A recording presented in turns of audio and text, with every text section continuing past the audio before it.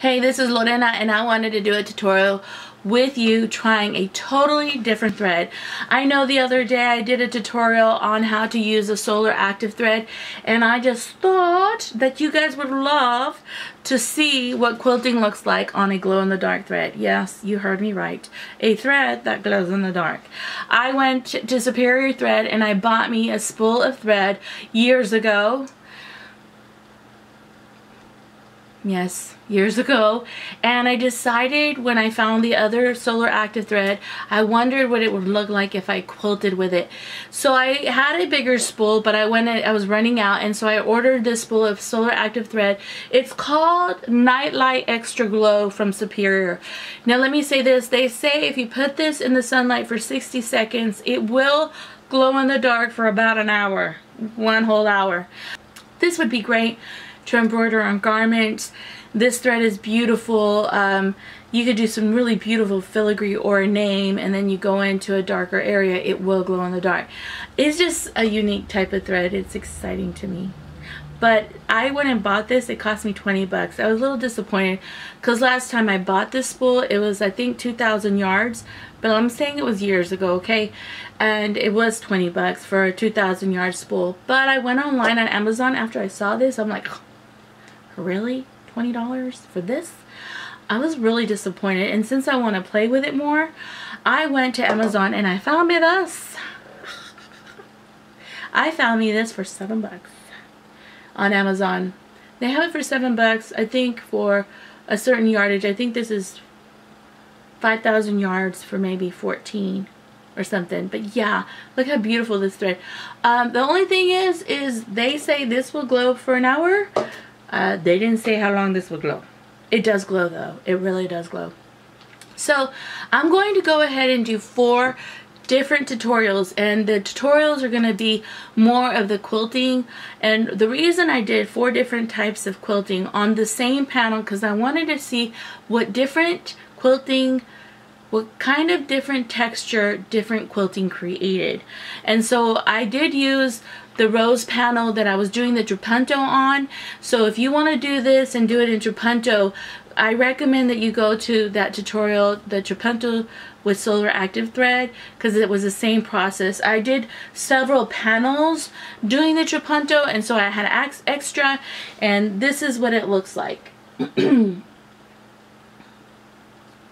Here I did line drawings, and in this area I did meandering. Here I did echoing, and then here I did pebbles with kind of like shells on it. And so let me go and just show you how it looks. And let me show you how the back looks, because that just matters just as much. This is how the back looks. I hopefully get good visual. Yes. So it's going to be the same panel, but I'm going to do 4 little tutorials on how I did the lines and how I did the echoing around and how I did the meandering. And it's more about the quilting, but it's not going to be about the trapunto. And I thought it would be neat just to do a couple, I think they're going to be like 5-6 minute tutorials, so that you can see the process of how I went around the design and how I quilted it. So it's going to be a little bit more in-depth quilting. So this tutorial is going to be on echoing around the rose. And this is just such an easy technique, is just to echo your design. And in certain areas when I echoed, I went ahead and I made like a little V, and then I echoed that and went back to the line of the rose. It's nothing hard. It's easy. You can do this on your domestic sewing machine, because all you're doing is just following the flow of that rose. There's no real technique needed to do this. You're just kind of following along the shape that the rose has created itself. And so I really do hope you like this tutorial, and I'll see you in a minute, okay? I'll see you soon.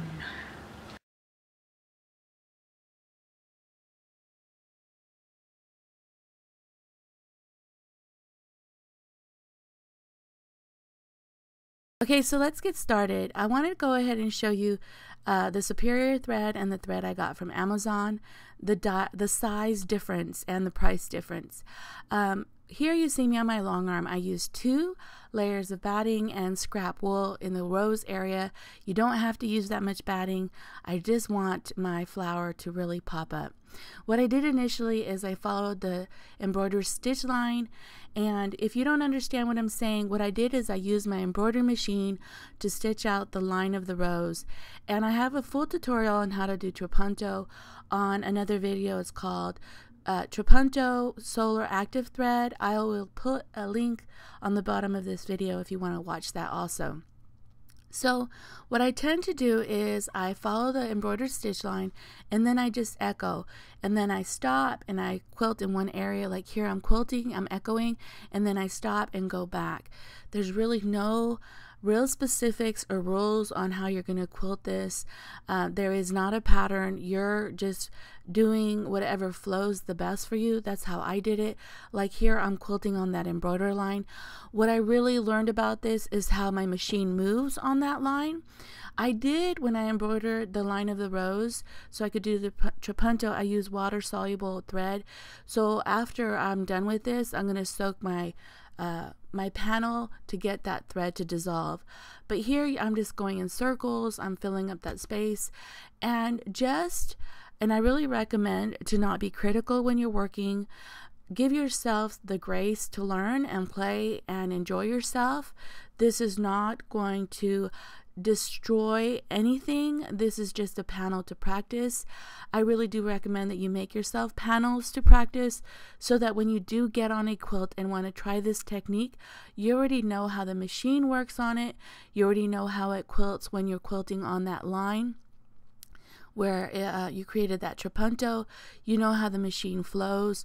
There's so much learning that you get from trying little panels out like this and using different textures, different quilting designs like I'm doing here. I've never done echoing before on a trapunto. I've really honestly never done echoing like this anyway.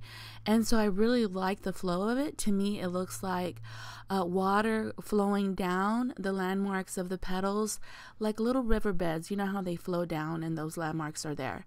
And here on the top of this area, I just started doing a bubble and then echoed some of the lines that I already created, and then just followed around and echoed. In some areas I created this weird worm looking thing, or a bubble, or even a weird meander, and then I went back and just echoed to fill up the space.